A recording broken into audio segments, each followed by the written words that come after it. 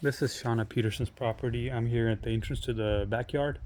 And starting from this point, we need to remove the weeds. So anything above 2 inches, we're gonna pull out. The rest, we're gonna spray it with weed killer. There's some leaves in here that we need to, remove. So this mulberry tree, all of the branches coming out from the side, we're gonna cut it right back to the main branches. Okay, so clean that up. Clean up leaves. They have some fruit trees. We are not going to be doing anything with the fruit trees except probably cleaning up some fallen fruit. We'll clean it up, but other than that, we're not doing anything with that. There's hydrangeas here, and we're just going to prune them down to the first bud. There's some buds coming out. I'll just record it right here just so you know. So there's a bud right there, so we'll just cut it right back, so we'll have new growth from that point on. Clean up leaves. These camellias, just shape them to clean them up.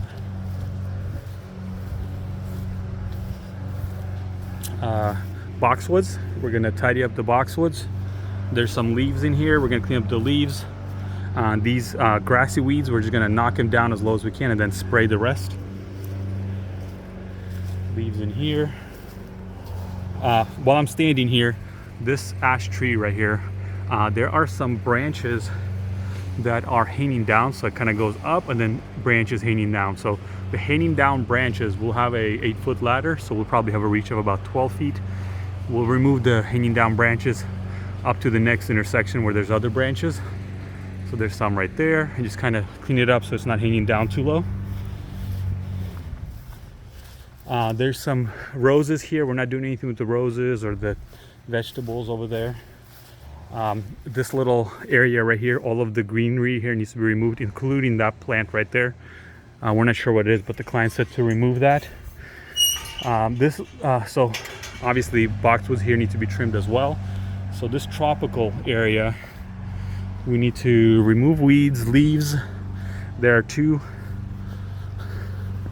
hibiscus plants that have had some stress from these hibiscus plants got some stress from the cold weather, so we need to cut them down lower so they can grow back fresh. These palm trees, so wherever there's spent branches like this, we're going to cut them back. Same thing with this cordyline. There are spent leaves like this, and you could just pull them down like that. We'll clean that up nice and clean. Bird of paradise, spent branches going to get removed. So this plant right here, it's coming out to the pool, and we need to cut it back, but every branch that we cut it back all the way back to the stem, because we don't want to partially cut branch. Okay. There are seed pods, they need to be removed. Now there are really large spikes here. Be super careful removing these seed pods, these spent branches. Like this, we got to remove that. Some azaleas in here, we're going to prune it nicely so it's not hanging over the retaining wall. Just kind of shape it up a little bit, rake out whatever green waste is inside there. This bird of paradise, we're going to cut it all the way down so it can start growing. On this one, just whatever is spent, we're going to remove.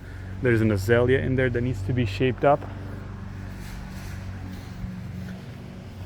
And then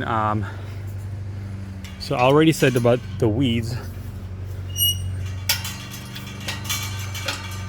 There's some more inside this area. I'll walk through that later. Shape up this gardenia. This crepe myrtle we are removing, and we're going to cut it down to the ground, and then make some holes in it and put some glyphosate to prevent it from coming back. Weeds in here, we're going to pull as much as we can. Anything over 2 inches, we're going to pull. The rest we're going to spray. Make sure to blow out the leaves in the little crevices. Remove these weeds. Some weeds in here that need to get removed. This whole area, remove the weeds and then spray it after. And that's it. There's nothing that needs to be done to this tree or to that lawn or the hedge in front.